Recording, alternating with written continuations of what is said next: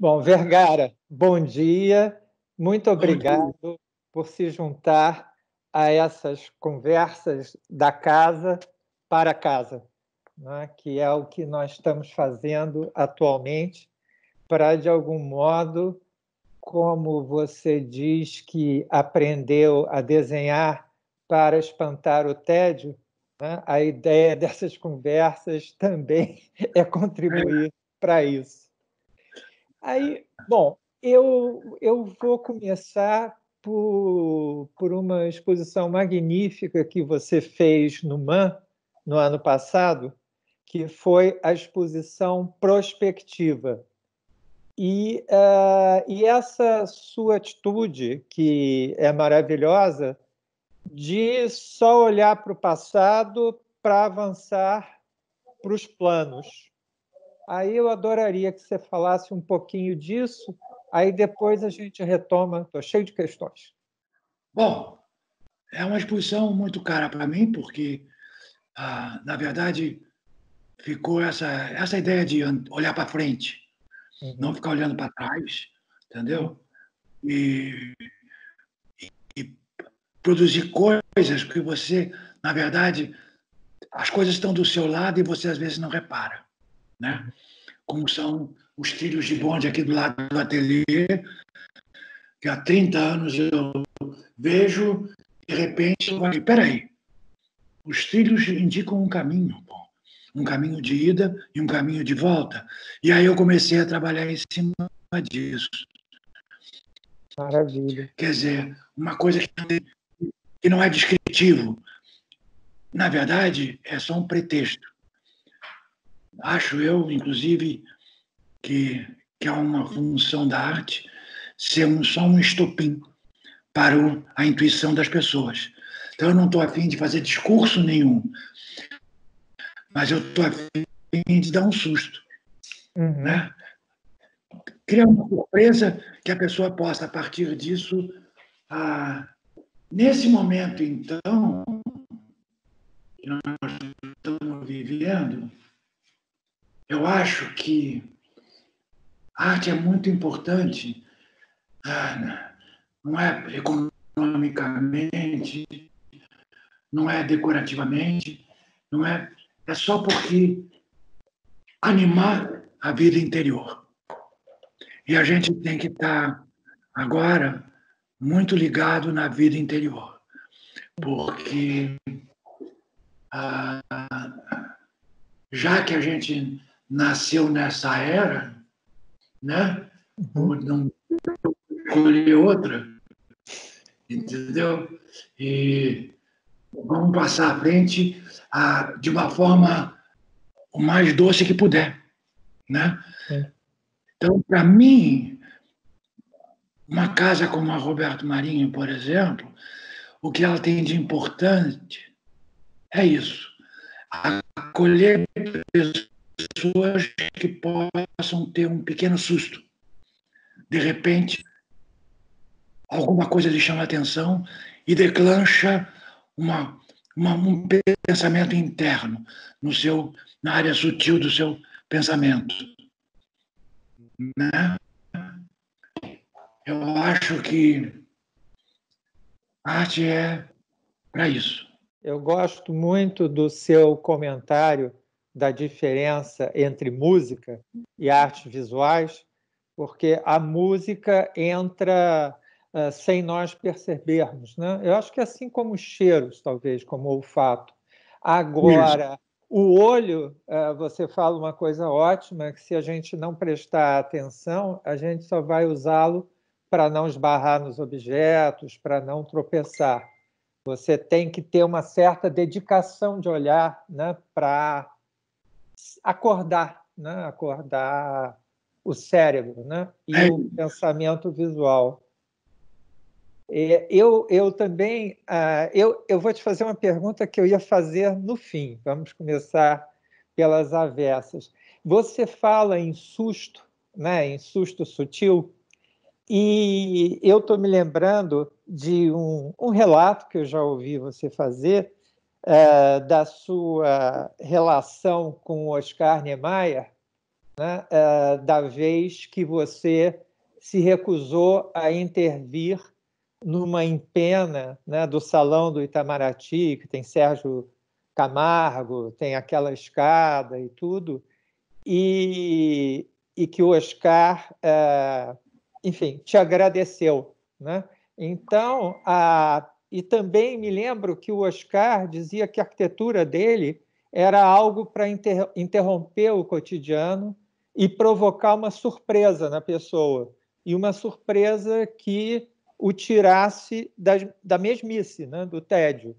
Então, além de vocês dois terem sido jogadores do Fluminense, você em voleibol e o Oscar em futebol, há essa afinidade do susto sutil, como você chama. Bom, foi uma... Quer dizer, felizmente quem tinha me convidado era um amigo meu e entendeu o meu gesto, e eu disse, aquela parede é toda branca, porque o que interessa é o perfil do embaixador que está chegando, entregando a sua credencial, os seus documentos para o presidente da República. Então, nada deve intervir, nada deve, quer dizer, distrair desse gesto de aproximação entre dois países, né? E aí o Oscar, em Paris, depois me agradeceu.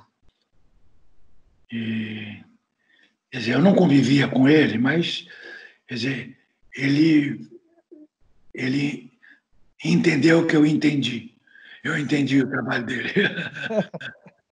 Vergara, você falou, é uma coisa também que é muito importante e que é atual, é a questão do tempo, né? Que você está se recusando a ter esse tempo perdido e está criando a partir dele.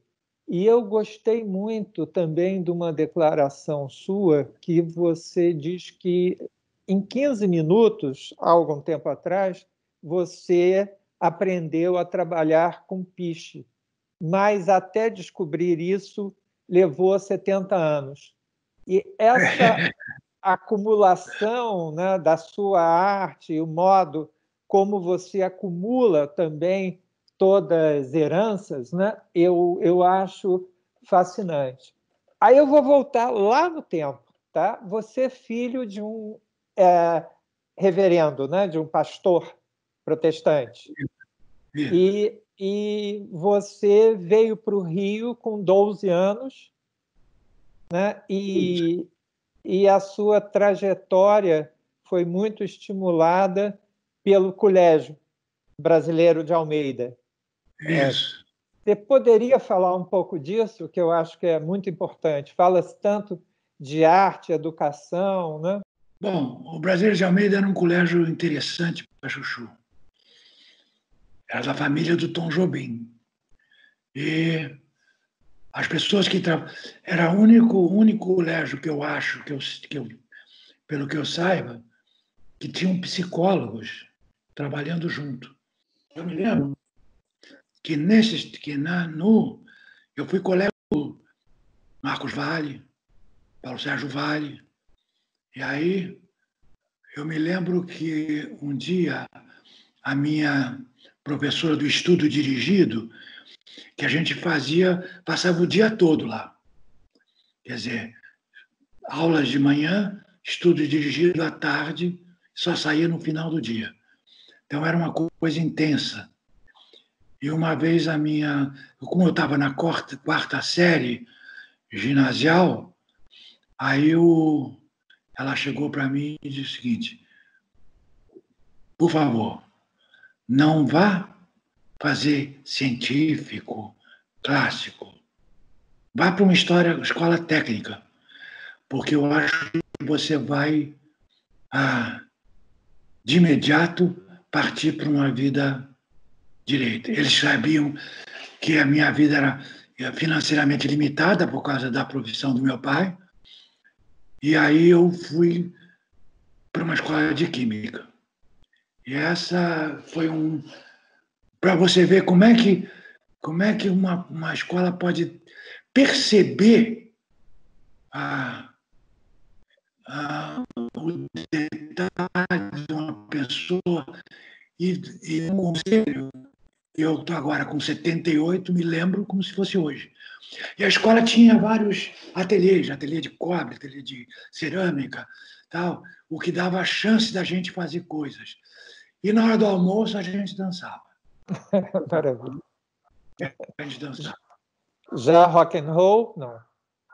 Hein? Era a época do rock and roll já? Começo do rock and roll. Maravilha. Começo do rock and roll. E Vergara, a sua opção por química, ela, quer dizer, tem afinidade com o que você tinha interesse desde criança, né? Mas ela também vai se rebater na sua trajetória de artes plásticas, né? E, sobretudo, dos 90 para cá, eu acho. Sim. Não é? Na descoberta de pigmentos, né? De bocas de forno que transformam o pigmento das áreas de ferro em vermelhas, né? O que acontece é o seguinte, assim que eu terminei a escola de técnica, teve um concurso na Petrobras.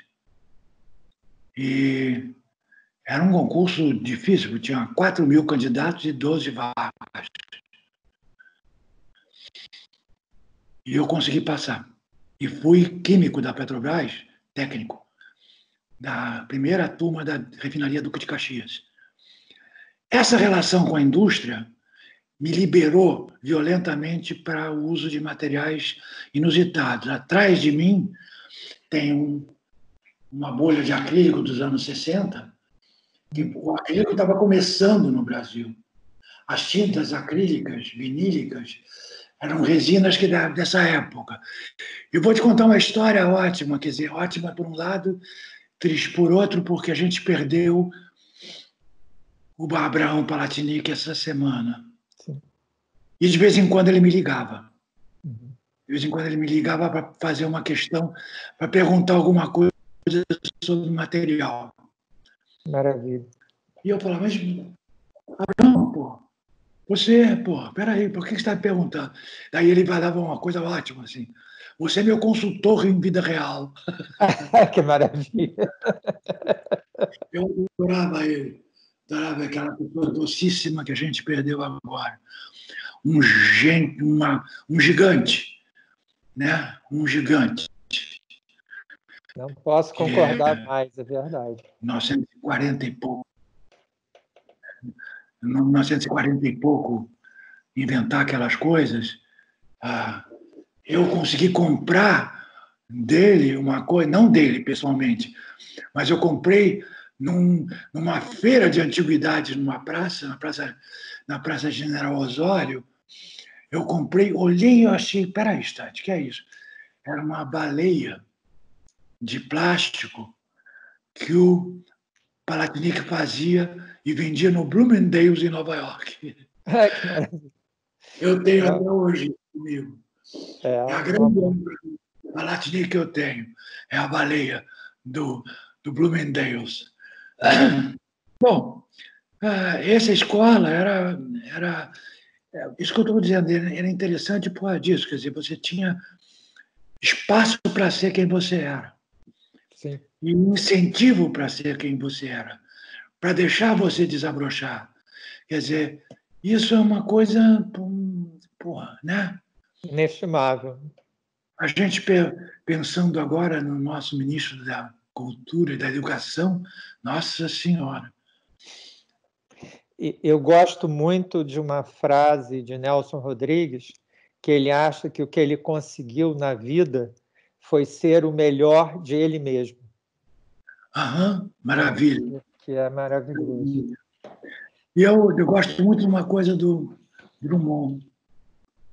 Drummond tinha uma frase também que era o seguinte: fazer um poema com 13 anos, 14 anos, 12 anos, é normal e é fácil. Ser poeta é o 60 continuar fazendo. Ótima definição.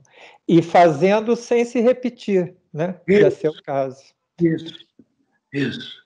Como um ofício, como um garimpo cotidiano, né? Por outro lado, se opondo a uma reprodução apenas mecânica, né, da mesma coisa, né, que aí viraria quase uma artesania só. Claro. Por isso a ideia do prospectiva, que Sim. você começou.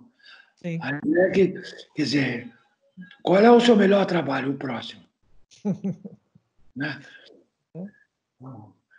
E aí... Vergara? O Manuel de Barros, nosso grande poeta do Mato Grosso, tem uma frase que eu gosto muito, tenho repetido muito.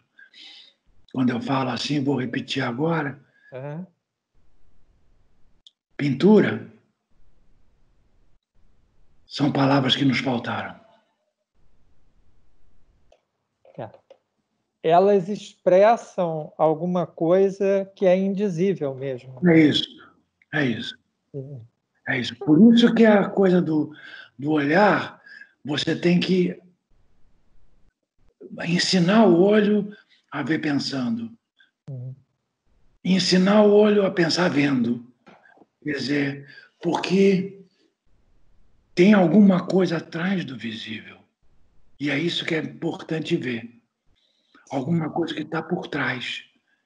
E isso é que vai fazer a nossa vida um pouco mais densa para segurar a barra.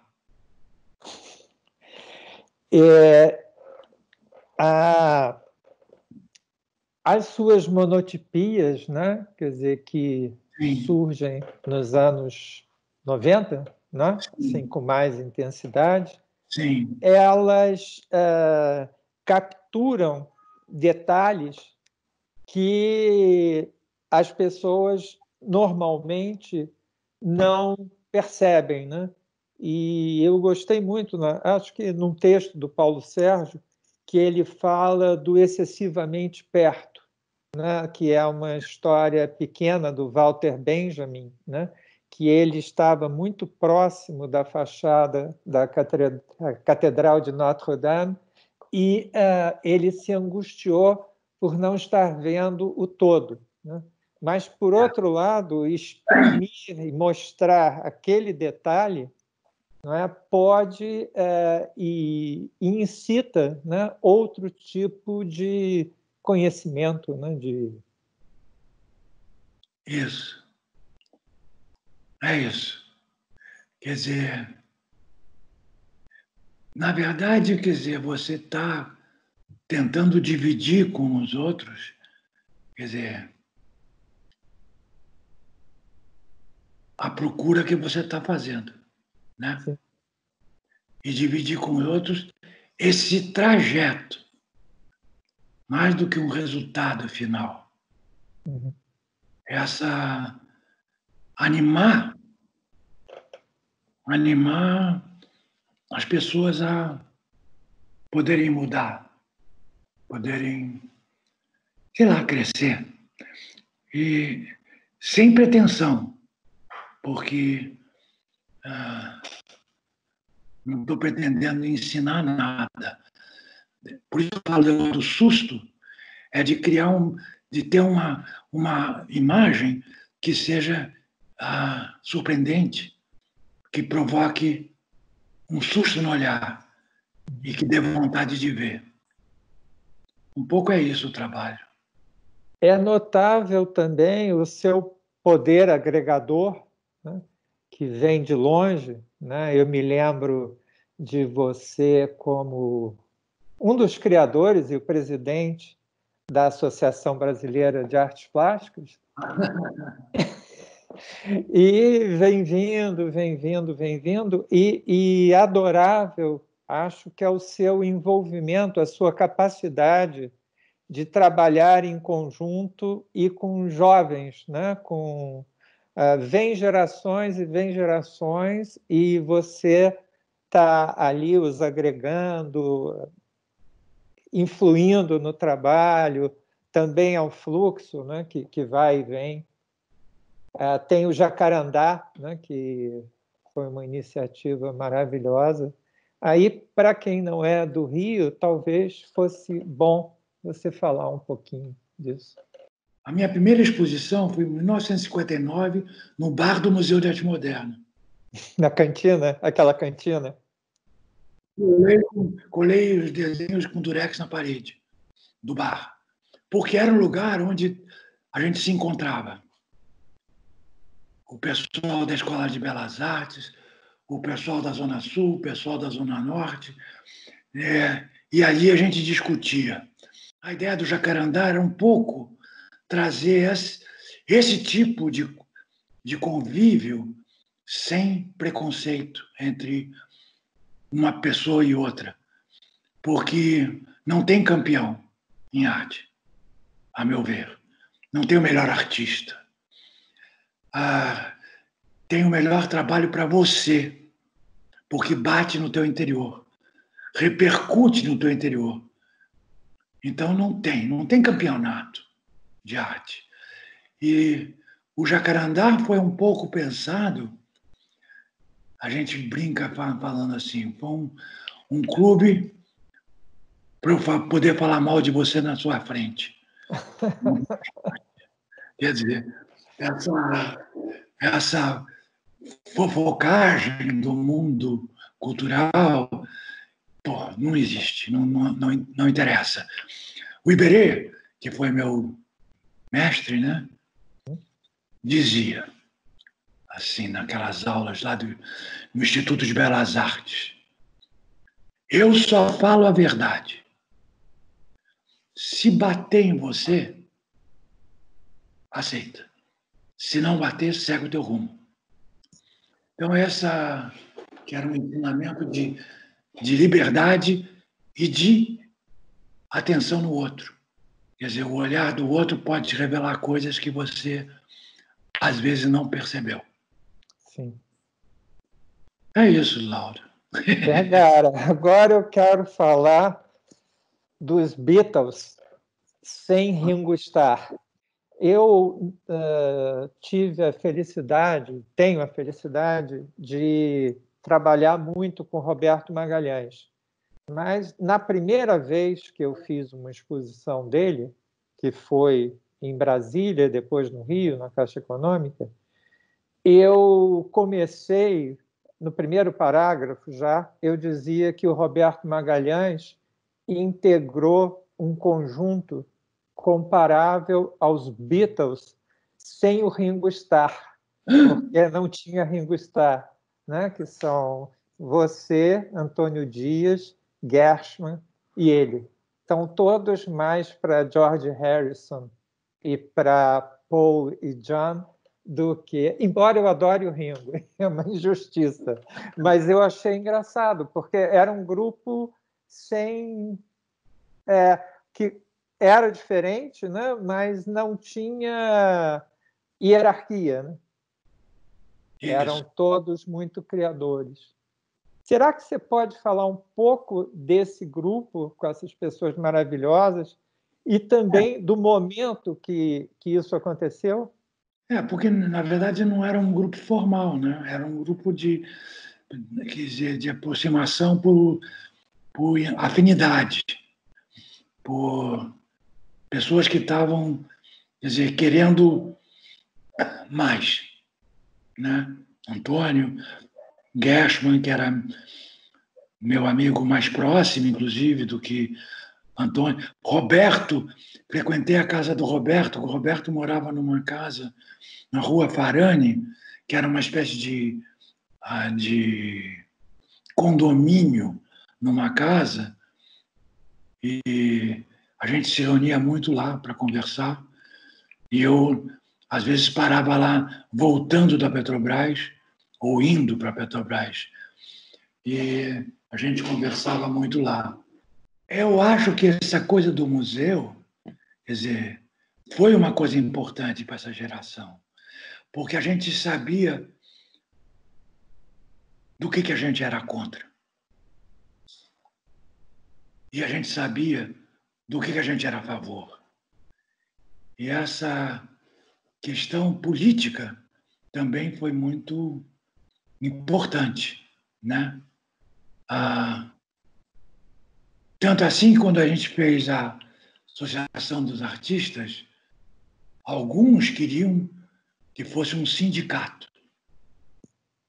Daí eu me revoltei com aquilo, várias outras pessoas também.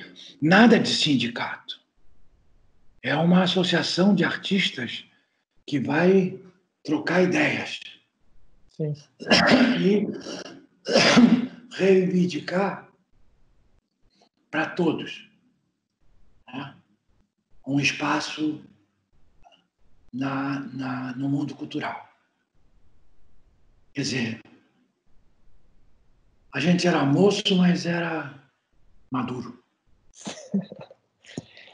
Outra, eu estou me lembrando também de um gesto seu que eu acho muito bom, e foi você tinha uma exposição marcada individual no MAN, em 72, que era o lugar que todo mundo queria estar, né?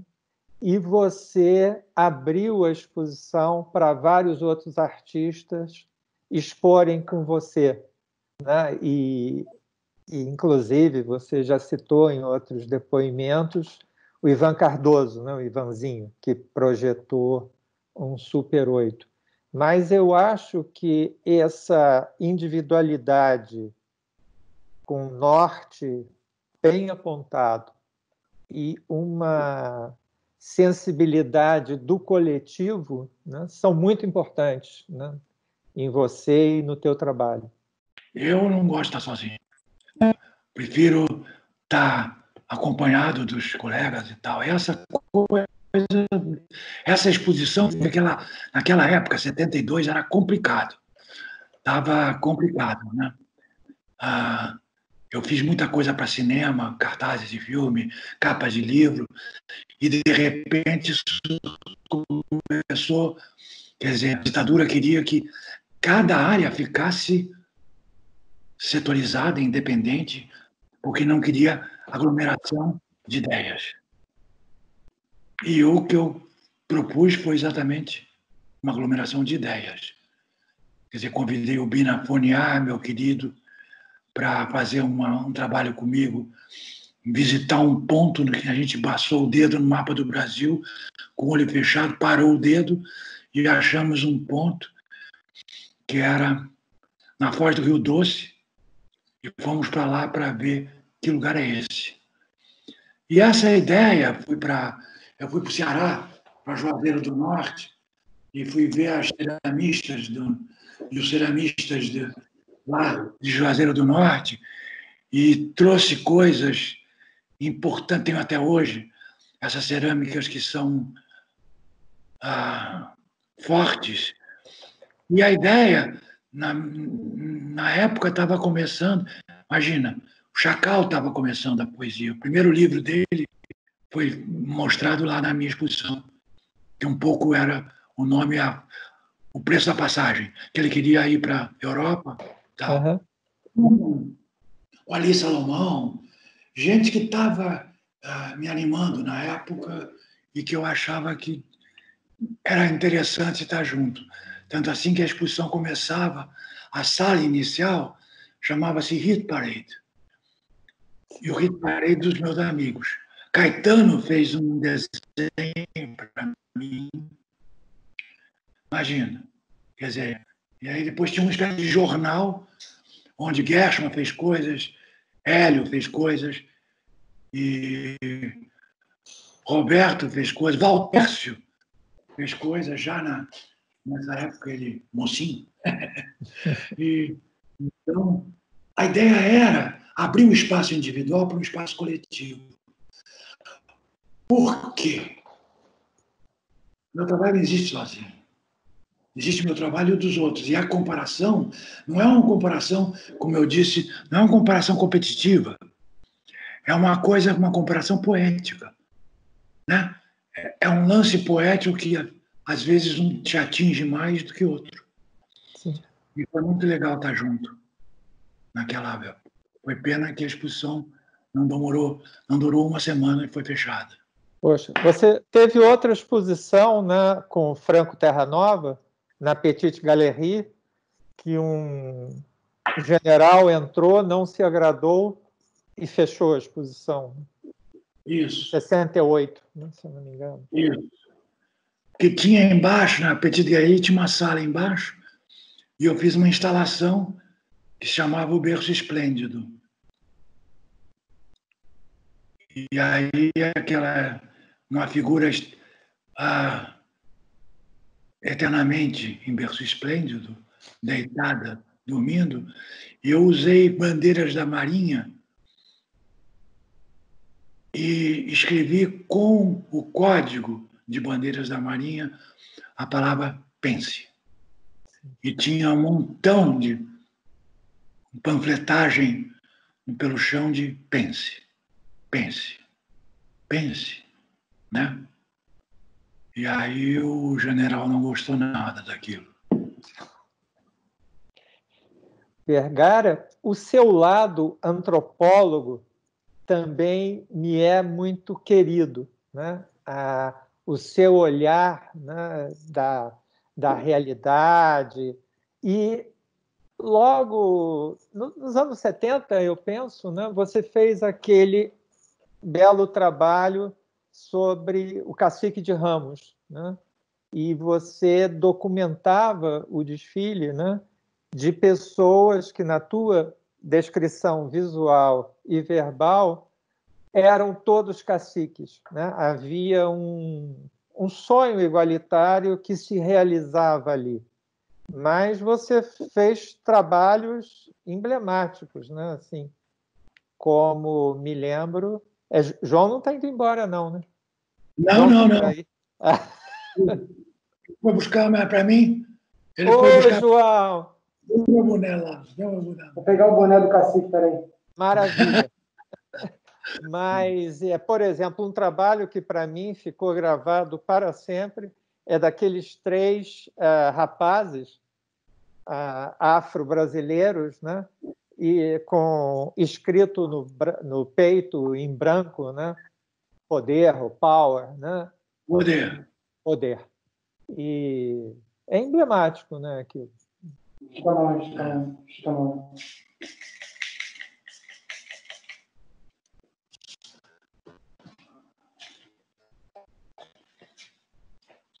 Olha aqui.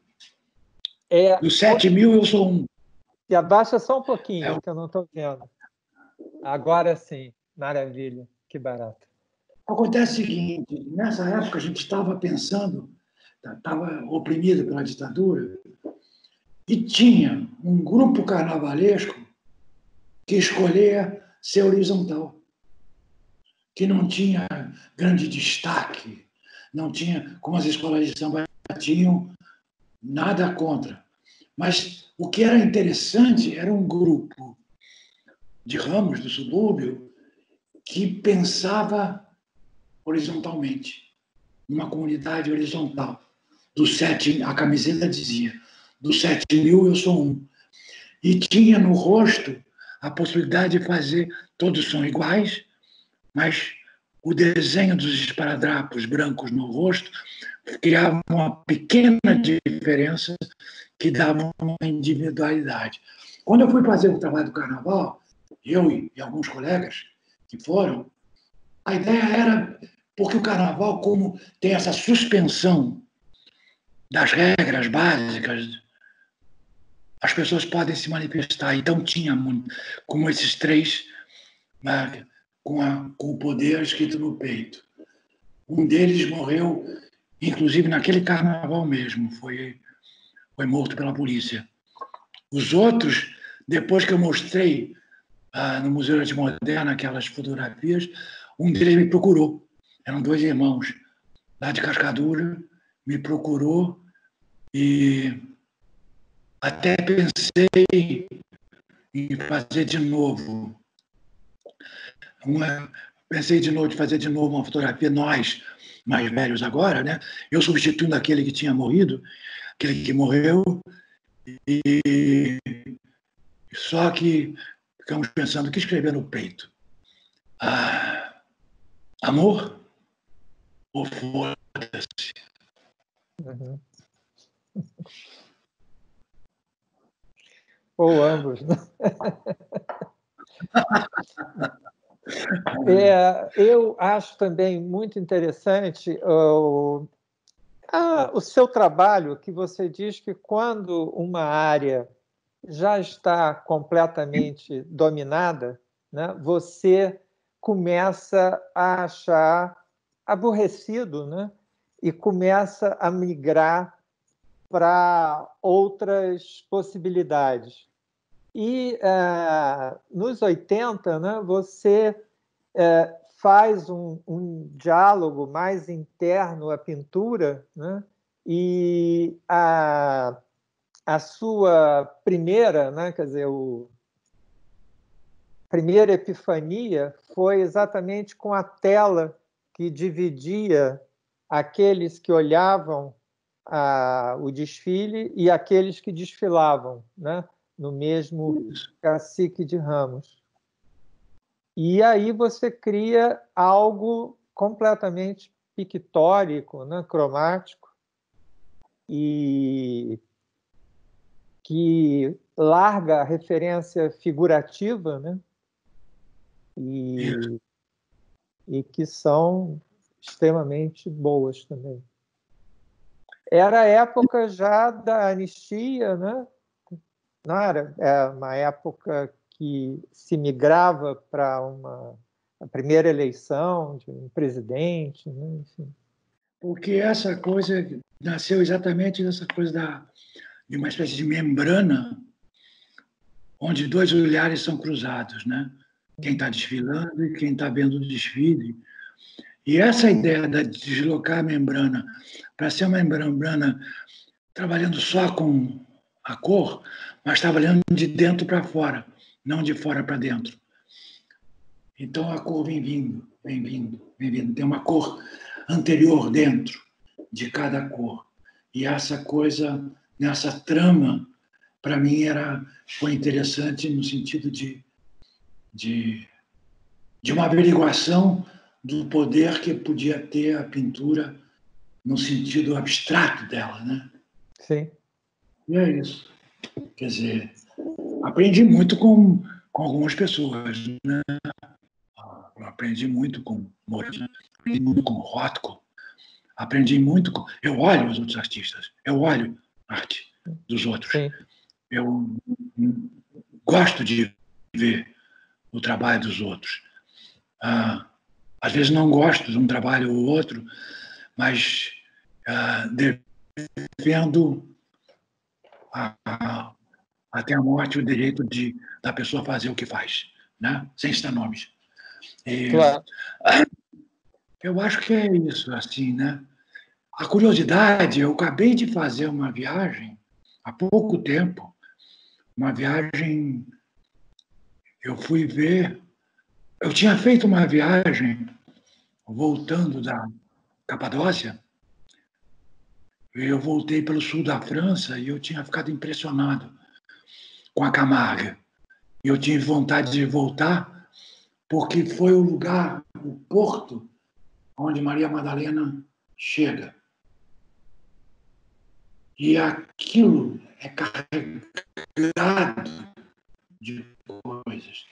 Madalena ficou 30 anos numa caverna, no alto de uma montanha, e tem um festival todo ano, no dia 24 de maio, que é uma festa dos ciganos, Sim. onde todos os ciganos do mundo se reúnem na igreja que tem o nome das Marias.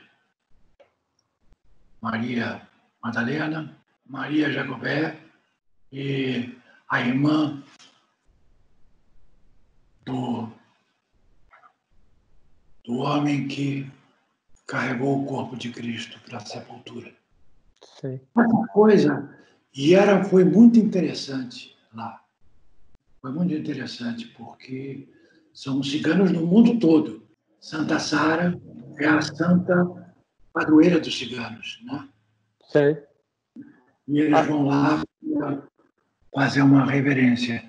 E saem com a imagem de Santa Sara da igreja e vão a cavalo, a pé, até o mar e dão um banho na imagem. É muito bonito, né? Deve ser lindo mesmo. É. A Camargue é o lugar natal do Pierre Bourdieu, né? Dos principais sociólogos franceses. Ele nasceu lá, filho de um carteiro, né? E foi, enfim, e fez o caminho que fez, que é muito bonito. As monotipias que você interfere depois também, né? Quer dizer, não são só as impressões, né? Surgiram como no teu trabalho? Surgiram no seguinte: eu tive um convite de fazer para uma sala especial na Bienal de São Paulo. E eu estava cansado das tramas. Eu estava cansado. Estava cansado de fazer aquilo e estava incomodado com algumas coisas, por exemplo. Dá para fazer uma com um pouco mais de vermelho, imagina. Aí eu resolvi reinventar o trabalho. E aí eu tinha conversado, eu era muito amigo do Krasber, né?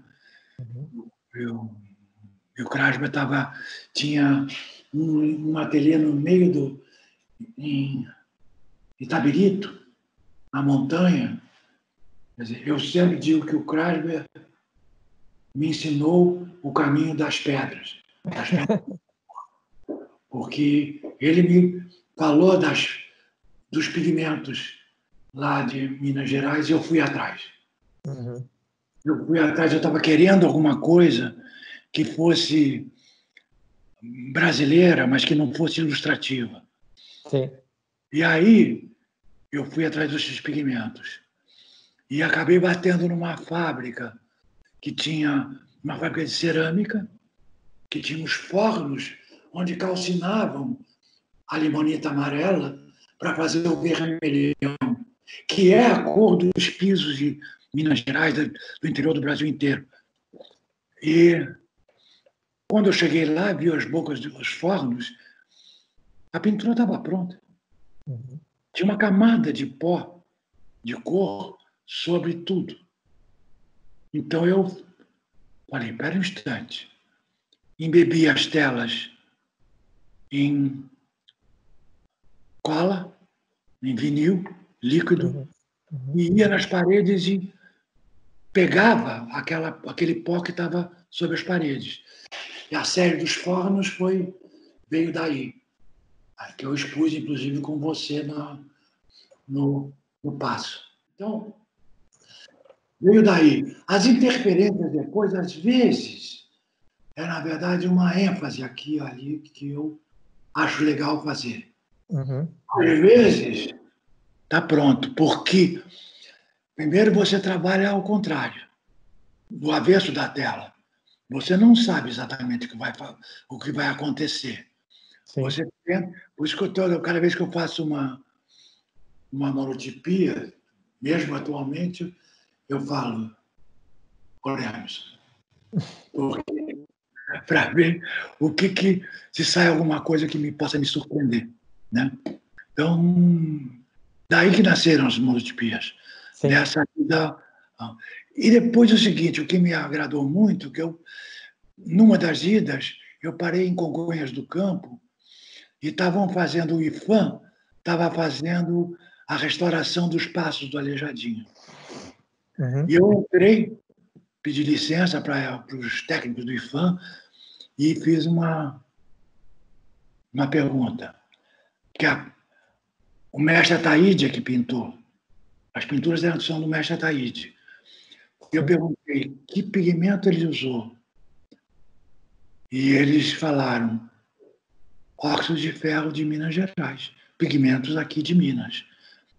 Porque não dava para importar, naquela época, pigmentos da Europa, a não ser o azul que vinha. mas o resto tudo era pigmento. Então, eu acho, inclusive, que a pintura brasileira começa com Mestre Ataíde, cujo pigmento é a terra do Brasil. Aí eu, como fui convidado a fazer um painel para a Varg em Paris, eu resolvi fazer umas bolhas de acrílico na parede, que na verdade eram como se fossem baleiros, onde o que tinha dentro eram níveis de cor de Minas Gerais, cor do Brasil, que eu achava que era uma coisa... Quer dizer, eu cheguei aí ao Juazeiro do Norte ver a produção no Ceará, a produção das garrafinhas com níveis de pigmento, Sei. mas ali aquilo eram pigmentos colhidos numa praia, areia branca, com um palito daqui bom, dentro do vidrinho. E era pouco. E Minas era aquela coisa em profusão, né? Então, aquilo me agradou muito. Até hoje, eu tenho ganas de voltar lá, e vou voltar. Esse painel, né, eu morei na França entre 88 e 90, e era um hábito de brasileiros, né, brasileiros mais letrados, ir lá para ver o painel e ler o Jornal do Brasil. Né? Isso. Eram as duas coisas, e também às vezes você encontrava pessoas. É um painel lindo. Isso. Vergara, nós estamos caminhando para a integração entre arte e arquitetura, não é? Que é uma coisa que te ocupou, né, durante muito tempo no teu escritório com Flaxman e com Pina, né?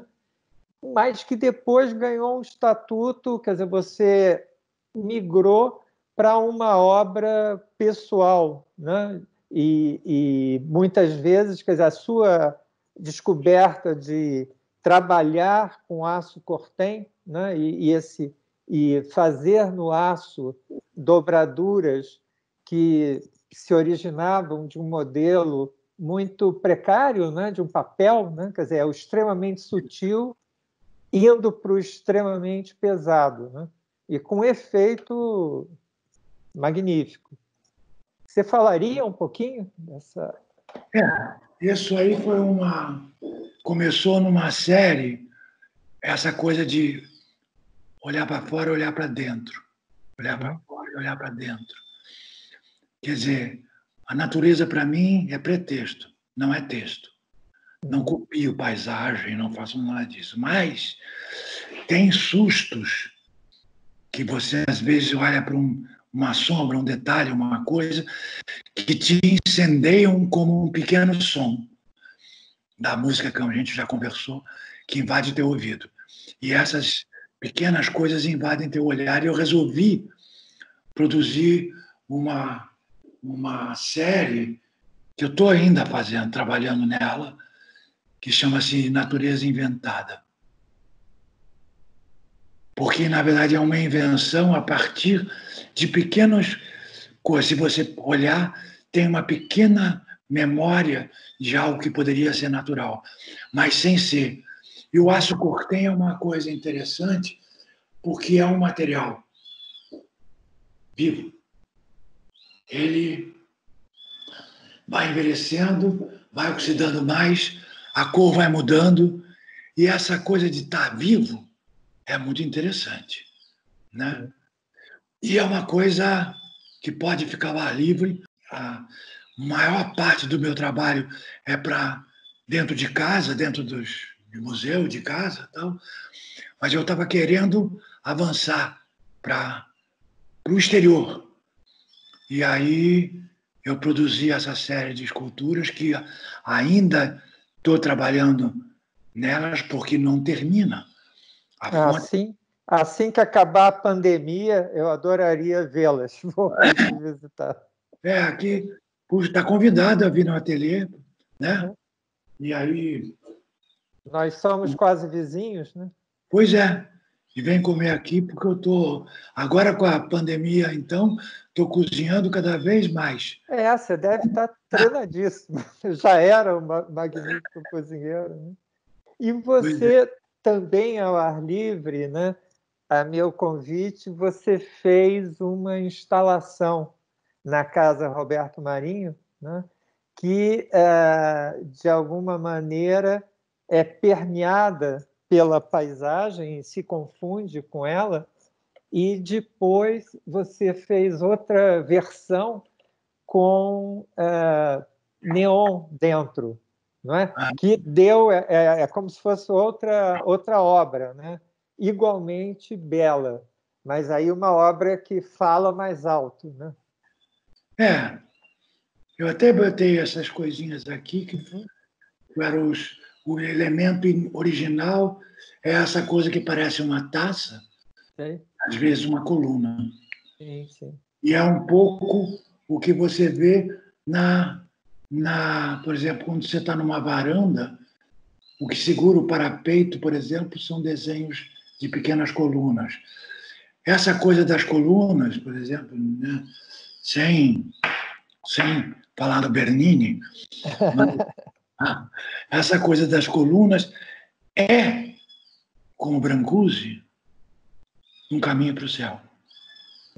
Uma tentativa de alçar voo. E lá no jardim, o que eu fiz foi uma coisa que pudesse ter transparência num jardim. Essa forma, que é uma forma que eu acho eloquente, que é uma forma dinâmica que vai em caminho, pode não terminar nunca, se desse, não terminaria nunca, e depois lá alguma coisa que pudesse crescer por dentro, que é a vegetação do próprio jardim, que é muito bom de visitar, o jardim da casa, Roberto Marinho. E essa é um trabalho que eu gosto porque, embora ele esteja assim meio esquecidinho assim num canto, mas ele tem uma, e a coisa do neon, na verdade são fluorescentes, Uhum. porque a luz atravessa aquilo. Sim. E não, então essa coisa tem que eu tenho aqui no ateliê também algumas colunas que são como aquelas de lá. Então, a ideia era produzir alguma coisa que tivesse uma integração com o lugar, com o Sim. jardim, mas que não fosse uma coisa à toa, mas que Claro. tivesse uma conversa boa com o jardim. Essa coisa do trabalho com arquitetura, eu fico com muita pena porque, na verdade, tem tido pouco convite para produzir coisas para áreas de arquitetura, né? E, na verdade, é o seguinte, porque eu não sei porquê, mas eu era convidado para que, por exemplo, tem uns painéis, trabalhos que eu fiz para uma série de prédios ali na Timóteo da Costa, lá no alto, no Leblon, no Alto Leblon, e as pessoas eram trabalhos feitos para a portaria do Sim. prédio. Aí eu me lembro que uma das Ligia Clark que eu mais gostei foi uma Ligia Clark que tem num prédio da esquina da minha rua, na Júlio de Castilho, em Copacabana, com a praia. E É maravilhoso. era um painel da Ligia Clark. E, as pessoas falam assim, pô, tu está fazendo pintura para portaria? Pô, o que é isso? Decoração de portaria? Eu falei, não. A portaria é um lugar interessante pelo seguinte, é um lugar em suspensão. Você está entre o público e o privado, para a casa que você vai. Sim. E ao momento que você está esperando o elevador, você está absolutamente desligado de quase tudo. E uma imagem pode te dar um susto. E a ideia era provocar esse susto na portaria. Ter uma imagem que fosse uma surpresa, uma imagem que não tivesse nada a ver nem com o privado, nem com alguma coisa que pudesse tocar no filme. Então, É isso aí. É isso aí. Boas perguntas que você me faz para poder... eu que estou com um pintor que tem muito branco. Por causa da idade, tem branco aberto. É um pintor com muito branco. Você me acorda coisas da memória que são muito caras para mim. Que bom. E uma das que eu queria assinalar, né, tanto em trabalhos que eu conheço bem, né, foi exposto, mas no trabalho de São Miguel das Missões, né, que você fez e é estupendo, também no trabalho a instalação, trabalho que você fez da prisão Frei Caneca, né, há o que eu diria, há uma transcendência, né? Quer dizer, que você, pelos olhos, você se transporta. E me lembram muito que perguntaram ao Le Corbusier como é que ele pôde fazer, ele ateu, a capela de Ronchamp, que é tão magnificamente linda e em contato com o mítico, né? E ele responde: eu tenho o senso do sagrado, né? Que eu acho que é algo que nesses trabalhos, né, em especial, que há um sagrado que seja uma tentativa dos jesuítas, né, de fazer algo comunitário com os índios Guarani, ou seja, ao contrário, de denúncia, né, de uma cadeia do Rio, né, a primeira do Brasil. Eu aprendi com seu trabalho isso, né, e uma denúncia, né. Naquele lugar estiveram presos vários intelectuais, né, ativistas, Graciliano Ramos, doutor Anísio, e por aí vai, a lista é infinda, né? Quer dizer, de novo, essa coisa de olhar para fora, olhar para dentro. Olhar para fora para ver alguma coisa. Eu não viajo à toa, por exemplo. Quer dizer, viagem, para mim, o turismo é outra coisa. É uma coisa, uma vontade de saber. Eu estou lendo um livro agora, O Sagrado na Arte, que o Kandinsky escreveu em 1911. É uma loucura, é uma coisa maravilhosa, porque ele fala... Estava ali, ele estava fazendo aquelas coisas e ele conhecia Blavatsky, conhecia a teosofia, então tinha uma coisa, uma visão do sagrado que era de outra ordem. Sim. Eu acho que isso, por exemplo, na missão de São Miguel, por exemplo, quem foi para lá, os jesuítas que foram para lá eram jesuítas de outra ordem. O padre Sepp, que era o prior da igreja de São Miguel, era um cantor de Viena, do coro de Viena. Maravilha. O arquiteto era de Florença. Ele era um arquiteto de Florença, que foi para lá, jesuíta também, foi para lá. E a ideia era o seguinte: a catequese era toda feita com música. A catequese era cantada. Não tinha aculturamento, né? Às vezes, uma vez eu discuti com o Cildo, que ele tem aquele trabalho, que é um trabalho fortíssimo, né? Sobre aquele mar parece de ossos e coisa, e uma coisa que sobe do céu, com ele, o Cildo, que é parente de indigenistas brasileiros do Xingu, né? Mas os salesianos faziam outro tipo de catequese, essa coisa de esquecer a cultura para aprender outra. No caso dos guaranis, não. Esses jesuítas que foram para lá tinham uma visão diferente. Até hoje, a música...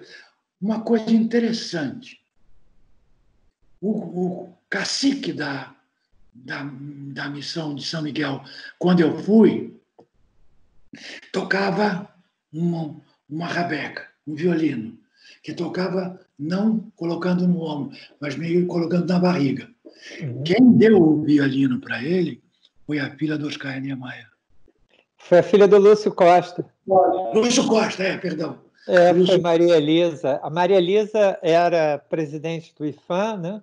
E viu a exposição, porque o cacique tinha um vídeo dele, né, que passava continuamente, né? Ela viu e acho que conversou com você a história, e ela foi pessoalmente lá entregar uma rabeca. E é um lugar muito histórico também, né? Porque lá o Lúcio Costa fez aquele museu, que é uma caixa de vidro, mas que você fica vendo as missões, incorpora algumas colunas, e, ao mesmo tempo, que estava trabalhando no MEC para o futuro, né? Quer dizer, essa capacidade que você fala também de recuar e avançar, né? Dentro e fora, é fundamental em arte, eu acho. Né? Eu tenho uma alegria muito grande, um prazer muito grande, porque esse trabalho das missões me gerou um convite inacreditável.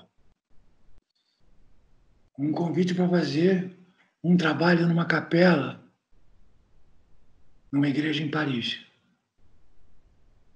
E a capela de São João Batista é uma das missões, eu fiz coisas de que eu levei lá para Paris. E o padre da igreja me convidou porque ele viu o trabalho. E aquilo bateu, imagina. Uhum. E essa igreja é uma igreja muito interessante. A igreja de São Gervé é uma igreja que tem uma missa às 7 da manhã em silêncio, para que todas as pessoas de todas as línguas possam acompanhar. Coisa bonita. É uma coisa muito bonita. E essa ideia de o sagrado não ser discursivo, Sim. mas ser uma busca do alto. Sublime. Do alto, né? Sim. E aí foi muito legal. E São Miguel, até eu tenho ainda contato com as pessoas de lá de São Miguel, que tem agora caminhadas de São Miguel. Eu fui, inclusive, às igrejas, às missões na Argentina, no Paraguai, e tudo porque foi uma aventura do espírito provocada pelos jesuítas. E até hoje se canta muito lá. Tem um artista de lá que fez agora um trabalho aqui, uma bandeira que estava em cima do Museu Mar, que ele é guarani, de origem guarani, mas que é um trabalho contemporâneo e é um artista de rua que faz coisas e tem coisas maravilhosas assim. Cuidado, área indígena. Então são cartazes que ele cola pela cidade. Sei. É muito interessante porque é um trabalho de rua, mas que tem uma pegada mais vamos dizer assim, severa, né? Sim. É isso. Vergara, e só para terminar, eu vi a sua conversa com o Paulo Sérgio e vocês falaram, né, de desenhos que você está produzindo no momento, né? Quer dizer, me conta um pouco o que você está fazendo. A cozinha magnificamente, conversa de uma maneira prazerosa. Eu estou fazendo umas cartas. Uhum. Recuperei uma coisa que eu fiz nos anos 70, naquela época lá dos 72, que eram pequenos envelopes, envelopes que derramam um desenho. Sim. E eu convidei agora, por exemplo, Antônio Manuel, o Walter. Eu desenho numa metade. E eu estou convidando alguns colegas para desenhar a outra metade. Pode intervir como quiser. Então, na verdade, são cartas de 2 pessoas para todo mundo. A Adriana Varejão, o Valtércio, o Raul Mourão, o Zé Bechara, e Ioli. Então, eles receberam um desenho meu, que é um envelope, que tem metade trabalhada por mim. E o convite para... Se segura aí, mas completa o desenho, por favor. Que boa ideia. Muito bonita e simbólica. Né? Pois é, isso vai ser... Eu fiz uma coisa, um live para a Cidade das Artes, e vai ter, eu convidei publicamente todo mundo, quem quisesse, ensinei a desenhar o envelope, Uhum. falei, fiz uma pequena aula de desenho que é em 3 passos, que qualquer pessoa pode desenhar, porque o desenho não é reprodução do que se vê. Para isso tem fotografia. O desenho é uma reprodução do que se sente. E às vezes é um caminho para sentir o que se sente.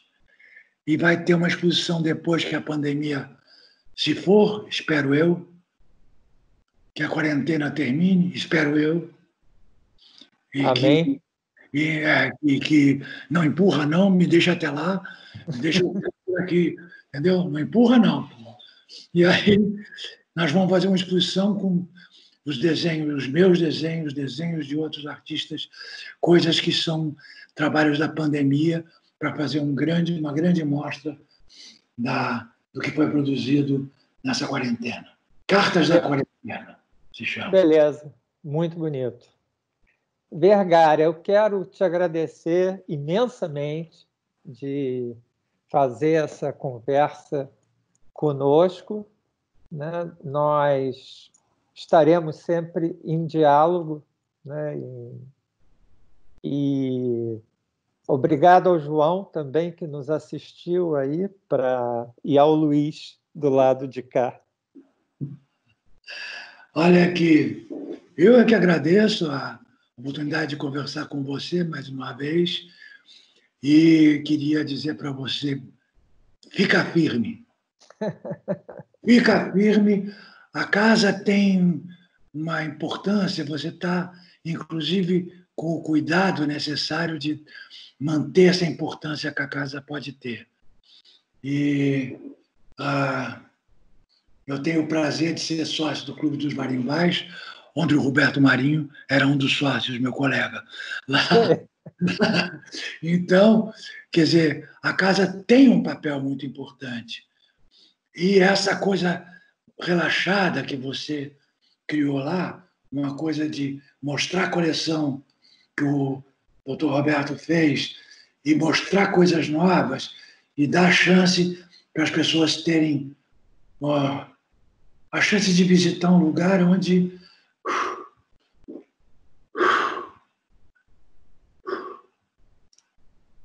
obrigado. Muito obrigado. Até breve. Até breve. Até sempre. Tchau. Tchau, gente. Tchau, gente. Tchau. Se segura, pessoal. Porra. Não empurra é ótimo, adorei. Não empurra, não. Não empurra, não. Vou adotar. Obrigado. Abraço, gente. Valeu.